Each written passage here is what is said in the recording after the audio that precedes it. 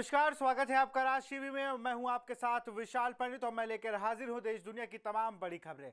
सबसे पहले बात करेंगे दीपावली की। देश भर में आज दीपावली के त्यौहार धूमधाम से मनाया जा रहा है। यह पर्व भारत के संस्कृति और धार्मिक महत्व का प्रतीक है, जो प्रकाश, खुशहाली और बुराई पर अच्छाई की जीत का संदेश देता है। लोग अपने घरों को दियों, रंगोली और लाइट से सजाकर त्योहार की तैयारियों में जुटे हैं। बाजारों में भी खास रौनक देखने को मिल रही है, जहां मिठाइयों और पटाखों की खूब बिक्री हो रही है।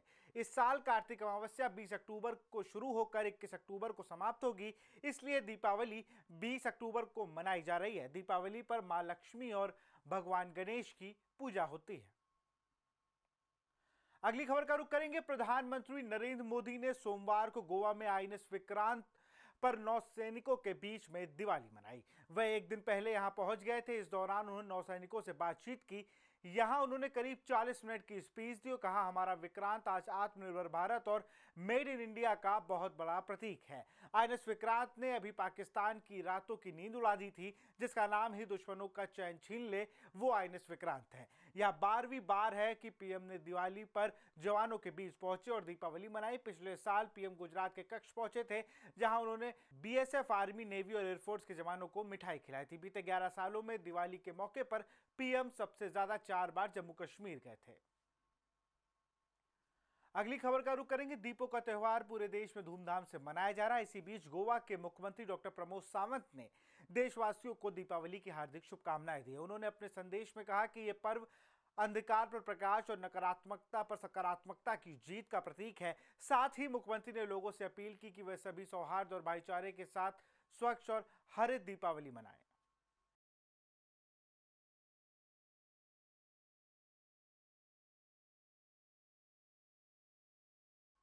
खबरों में आगे बढ़ते हैं। अयोध्या में आज नवा दीप उत्सव मनाया जा रहा है। सीएम योगी ने राम मंदिर में दीप जलाए, इसके बाद दीप उत्सव की शुरुआत हुई।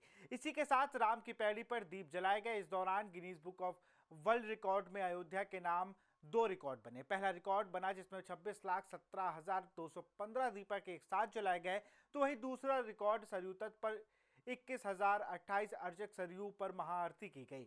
ड्रोन से दीपों की काउंटिंग की गई, जबकि राम की पैड़ी पर लेजर लाइट शो किया गया। 1100 ड्रोन ने विशेष शो तैयार किया। तो वहीं सीएम योगी आदित्यनाथ ने सोशल मीडिया एक्स पर पोस्ट करके सभी देशवासियों को दीपावली की शुभकामनाएं दी।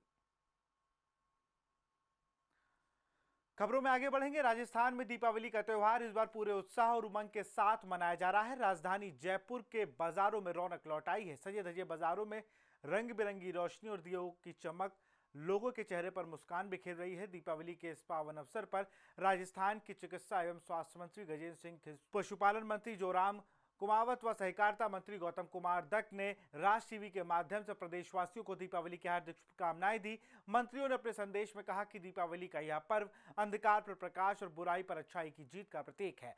उन्होंने जनता से अपील की कि सभी लोग पर्यावरण के प्रति संवेदनशील रहते हुए हरित और सुरक्षित दीपावली मनाएं और समाज में प्रेम और सौहार्द और भाईचारे का संदेश फैलाएं।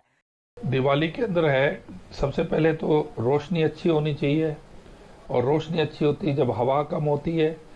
वो हमारे बडेरे जो है इनको एक संकेत मानते थे आगे जमाने के लिए। तो मैं यही ईश्वर से प्रार्थना करता हूँ कि अच्छी दिवाली हो, कोई जलने से, पटाखों से कोई हादसा नहीं हो, लोग सावधान रहें और हवा कम रहे और रोशनी खूब हो। और पूरे प्रदेशवासियों को मेरी तरफ से दीपावली की बहुत बहुत शुभकामनाएं। सबसे पहले तो राष्ट्र टीवी के माध्यम से मैं सभी चैनल के दर्शकों को धनतेरस और दीपावली की बहुत बहुत बधाई और शुभकामनाएं देता हूं। और साथ ही मेरा आग्रह रहेगा कि हम दीपावली तो मनाएं, लेकिन हमारी दीपावली से किसी अन्य को कोई नुकसान नहीं हो और स्वयं की सुरक्षा का भी ध्यान रखते हुए इस त्योहार को अच्छे से मनाएं, ऐसी मेरी शुभकामनाएं। दीपावली के दिन जैसे भगवान रामचंद्र जी श्रीलंका पर विजय करके रावण को मार करके वहाँ बुराई को खत्म करके अयोध्या लौटे थे, और उसी उपलक्ष्य में जैसे दीपावली का त्यौहार मनाया जाता है, तो हम भी अपने जीवन में भगवान राम जी के आदर्शों को लेकर चले और बुराई पे सच्चाई की जीत, असत्य पर सत्य की जीत के रूप में हम सत्य पर चलने की प्रेरणा ले, अच्छाई पर चलने की प्रेरणा ले और इस देश के विकास में अच्छे आदर्श हम सब लोग अपने जीवन में प्रस्तुत करें, जिससे अपना परिवार भी सुखमय बने और ये देश और राजस्थान भी एक अच्छा विकसित और आदर्श प्रदेश और देश बने। अगली खबर का रुख करेंगे। देश भर में आज दीपावली की धूम है। राजस्थान के जयपुर में भी दीपावली बाजारों में ग्राहकों की भीड़ देखने को मिल रही है, जिसको देखकर दुकानदारों के चेहरे पर मुस्कान दिख रही है, जिसके लिए पूरे बाजारों को रोशनी से सजाया जा रहा है। राज टीवी के वरिष्ठ संवाददाता राजनारायण शर्मा ने बाजार में जाकर ग्राहकों से बातचीत की। आइए जानते हैं कैसा है जयपुर के बाजारों का हाल। कस्टमर हमारे साथ यहाँ है जो लाइव मैं दिखा सकता हूँ, आप देख रहे हैं वो कस्टमर जो है ये सामान खरीदने के लिए लग रहे हैं। सर आपने क्या खरीदा यहाँ पे, क्या खास चीज़ आप देखी है? सर मैं गल्फ़ कंट्री में काफ़ी आता हूँ। मैं देखा जो चीज़ वहाँ कम वेट के अंदर जो 2-2.5 मतलब 20 ग्राम के अंदर 18 ग्राम के अंदर काफ़ी अच्छे हार सेटों मिल जाते हैं, वो चीज़ एक जगह मिलती है। और दूसरी बात यहाँ हमारा 25 साल से विश्वास बना हुआ है, मैं ना कि देखिए जगह विश्वास बना हुआ है। और दिखाते हैं और कस्टमर से बात करते हैं। ये देखिए 2 कस्टमर हो रहे हैं इधर। ये कुछ गोल्ड की चीज़ें खरीद रहे हैं क्योंकि धनतेरस भी आने वाली है। धनतेरस को मैडम किस तरह से मनाना चाह रहे हैं, क्योंकि आप गोल्ड खरीद रही हैं, यहाँ पे क्या खास जैसे मैं काफ़ी सालों से लेते आ रही हूँ, गोल्ड परचेज़ करते आ रही हूँ मैं सामान। यहाँ की वैरायटी बहुत अच्छी है, स्टॉक भी न्यू वगैरह है यहाँ पे, तो हम हर साल यहीं से परचेज़ करते हैं गोल्ड। तो इसमें क्या खास, मतलब यहाँ क्या खास है, मतलब जो जयपुर में और शॉप भी है और शोरूम भी है, यहीं क्या खास है कि यहाँ आप खरीदारी करने आई? डिज़ाइन वगैरह का है यहाँ पे कि स्टॉक डिज़ाइन यहाँ पे ज़्यादा है, जो कि हम हर साल हमारे जितने भी फैमिली मेम्बर है वगैरह है हम यहीं से लेते रहते हैं। जितने भी हमारे परिवार के हैं, मेरे father in law, mother in law, वो सब यहीं से परचेज़ करते हैं, तो हम भी यहीं से, क्योंकि हमें यहाँ के डिज़ाइन बहुत अच्छे लगते हैं। डिज़ाइन में थोड़ा सा यहाँ पर अच्छी देखने को मिल जाता है। आप बताइए, ये राम दरबार आपने पहना है, किस तरह का लग रहा है और आप क्या यहाँ हमेशा यहाँ खरीदने के लिए आते हैं? हाँ जी सर, मैं हमेशा यहाँ से लेती आई हूँ। मेरे जो बड़े लोग हैं वो भी यहीं से लेना पसंद करते हैं, तो ये हमारा एक पुश्तैनी ज्वेलर्स के उसके अंदर माना जाता है सर। मेरे जो बड़े लोग हैं उन्होंने ही मेरे को इस चीज़ के बारे में, जैसे दिवाली हम राम जी को लेकर बनाते हैं, ठीक उसी तरह से हम ये दरबार भी उसी हिसाब से मैं ले रही हूँ। और दिखाते हैं आपको, ये देखिए आप, एक से बढ़कर एक, ये किस चीज़ क्या चीज़ है, ये आप बताएंगे? चोकर है सर, रजवाड़ा चोकर है ये। हाँ। ये रजवाड़ा चोकर है, अपने जो राजघराना जो स्टाइल होती है ना उसके अंदर चलती है। मैं ये पूरी दुल्हन झूल रही है, मतलब दुल्हन। और पोल्की किसे बोलते हैं? पोल्की डायमंड, अनकट डायमंड होता है, जैसे उसमें कुंदन की ज्वेलरी, हाँ वो भी दिखा देते हैं। और ये यहाँ की जो जयपुर की फेमस, क्योंकि बहुत सारे लोगों को पता नहीं जयपुर की ज्वेलरी जो है वो किस तरह की होती है, पोल्की क्या होती है।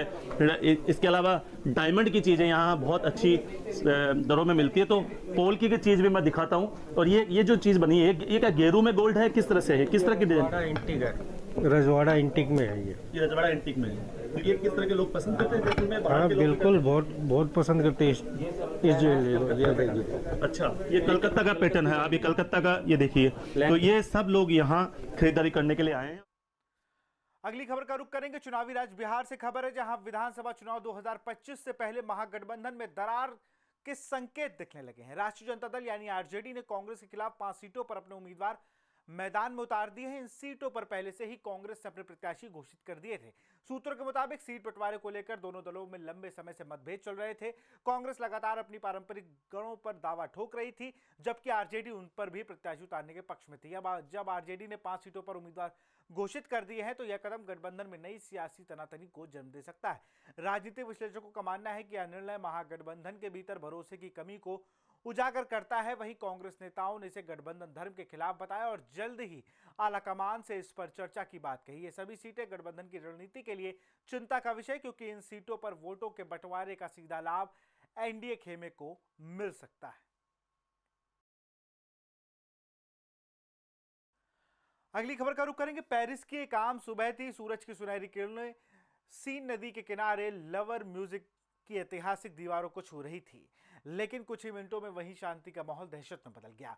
चैंसा लिए 3-4 साल के नकाबपोश लुटेरों दुनिया के सबसे मशहूर संग्रहालय में दाखिल हो चुके थे। सुबह के करीब 9:30 का वक्त था जब म्यूजियम के अंदर आम दर्शकों के लिए खुल चुका था। अचानक भीतर से शोर उठा कि सायरन ऑन करो, सुरक्षा अलर्ट गूंज उठा, लेकिन तब तक बहुत देर हो चुकी थी। चोरों ने बास्केट लिफ्ट की मदद से ऊंचाई तक पहुंच गए और डिस्क कटर से शीशे काट कर सीधे पहुंच गए अपोलो गैलरी, वो जगह है जहां फ्रांसीसी शाही परिवार के अनमोल क्राउन ज्वेल्स रखे हैं। सिर्फ 4 मिनट और नेपोलियन युग के 9 कीमती आभूषण गायब हो चुके थे। चोरों की योजना इतनी सटीक थी कि सुरक्षा प्रणाली समझ ही नहीं पाई कि अंदर क्या हो रहा है। लुटेरे जैसे आए थे वैसे ही गायब हो गए, मोटरसाइकिलों पर बैठकर हवा की तरह निकल गए। फ्रांस के गृह मंत्री लॉरेंट नूनेज ने कहा कि ये एक बड़ी और पेशेवर डकैती है। वहीं संस्कृति मंत्री रुचिता दाती ने कहा कि सब कुछ इतना तेज हुआ कि यकीन ही नहीं हुआ।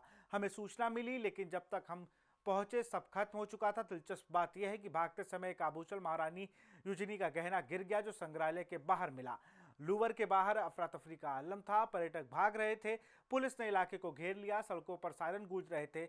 लूवर ने घोषणा की कि संग्रहालय फिलहाल कुछ दिनों के लिए बंद रहेगा। ये घटना न सिर्फ सुरक्षा पर सवाल खड़े करती है बल्कि एक सदी पुरानी याद भी ताज़ा कर देती है जब 1911 में मोनालिसा चुरा ली गई थी। फर्क बस इतना है कि अब चोरों के पास तकनीक है और शायद वही लूवर की सबसे बड़ी कमजोरी बन गई। पेरिस की सुबह फिर से उजलेगी लेकिन इस बार लूवर की दीवारों के पीछे एक सवाल गूंजेगा कि क्या दुनिया की सबसे कीमती कला अब भी सुरक्षित है। अगली खबर का रुख करेंगे। हांगकांग की सुबह पूरी तरह जागी भी नहीं थी कि आसमान में गूंजा एक तेज धमाका शहर को सन्न कर गया। समय था सुबह 3:50 जब एमिरेट्स एयरलाइन का बोइंग 747 कार्गो विमान लैंडिंग के दौरान अचानक नियंत्रण खो बैठा और रनवे पर पार करते हुए सीधे समुद्र में जा गिरा। कहा जा रहा है कि विमान के उतरते समय उसकी टक्कर ग्राउंड के क्रू के एक पेट्रोलिंग वाहन से हो गई थी। टक्कर इतनी जबरदस्त थी कि वाहन पहले ही समुद्र में गिर गया और कुछ ही पलों में विमान भी फिसलता हुआ पानी में समा गया। हादसे की आवाज दूर दूर तक सुनाई दी। स्थानीय पुलिस के मुताबिक इस हादसे में 2 लोगों की मौत हुई है जिनमें एक एयरपोर्ट कर्मचारी शामिल है जबकि विमान में सवार 4 क्रू मेंबर को बचा लिया गया और उन्हें अस्पताल में भर्ती कराया गया। हादसे के वक्त इलाके में तेज हवाओं और खराब मौसम बना हुआ है। फ्लाइट ट्रैकिंग वेबसाइट के अनुसार विमान की रफ्तार करीब 90 किलोमीटर प्रति घंटा थी। 32 साल पुराना था ये विमान जिसे तुर्की के मालवाहक कंपनी एयर एक्ट एमेरिया के लिए संचालित किया जा रहा था। ये फ्लाइट दुबई के अल मकतूब इंटरनेशनल एयरपोर्ट से हांगकांग के लिए रवाना हुई थी। तो फिलहाल मेरे साथ बुलेटिन में इतना ही। देखते रहिए राज टीवी। नमस्कार।